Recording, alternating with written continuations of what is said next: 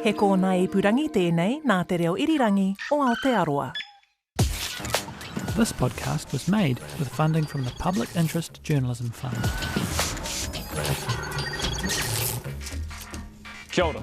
Welcome to In Case You Missed It. Ko tāne tōku ingoa. Time to tahuna te ahi with a look at what's been happening here in Aotearoa and overseas. The FIFA Women's World Cup kicked off to a crowd of over 40,000 people last night at Eden Park, with New Zealand's match against Norway, which saw the football ferns win the first game of the tournament with a spectacular goal from Hannah Wilkinson. I will remember that forever. I'm really proud and really stoked that I could do that for my team tonight. More than 2 billion people are expected to tune in for the Women's World Cup, the largest sporting event New Zealand has ever held. A group of 4 male kakapo have been flown from Whenuahu, or Codfish Island, to a new home on 3,400 hectares of fenced land on Maunga Tautari in Waikato. This marks the first time in 4 decades that kakapo have lived on the mainland. This is a significant turning point for kakapo. They've had some scary days. They were almost a lost species. It's such a significant day and a symbol of hope to come. Maunga Tautari is a large space with plenty of good habitat for kakapo, and while it's still unknown whether they will successfully establish themselves there, the main focus of this move is to learn if kakapo can thrive in a fenced sanctuary. This comes as their island homes are almost at capacity following years of successful conservation work from DOC and Ngāi Tahu in partnership. Overseas, health warnings were issued for millions of people this week as heat waves hit much of Europe and America. A third of the United States was under a heat alert earlier this week, and in Italy and France, government warnings were issued as temperatures hit over 40 degrees. There was also flooding in South Korea, India, and in New York. Here comes the rain again, New Yorkers. Here comes the rain. It just seems unrelenting this year.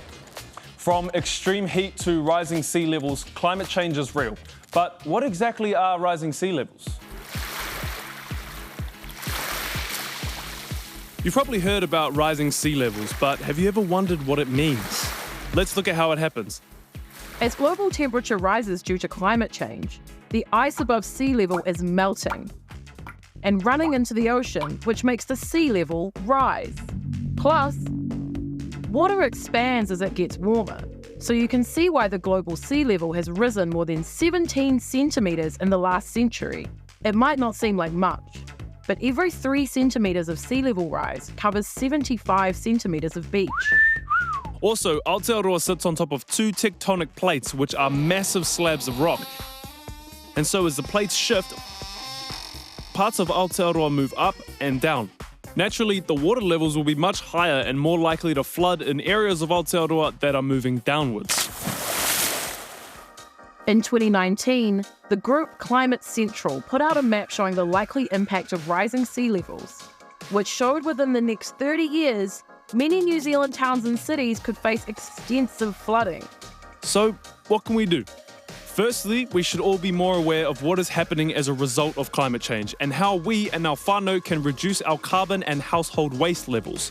There are carbon calculators online where you can work out the size of your carbon footprint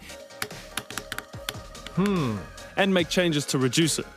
Secondly, we need to make plans to protect our coastline communities from being taken by the sea. This will involve relocating some communities further inland, while other coastlines may be able to be strengthened and protected. The New Zealand Sea Rise, Te Tai Pari or Aotearoa program, has developed technology that means we can forecast how the coastlines of Aotearoa will be impacted up until the year 2300. This gives us the opportunity to see into the future so that we avoid being taken by surprise.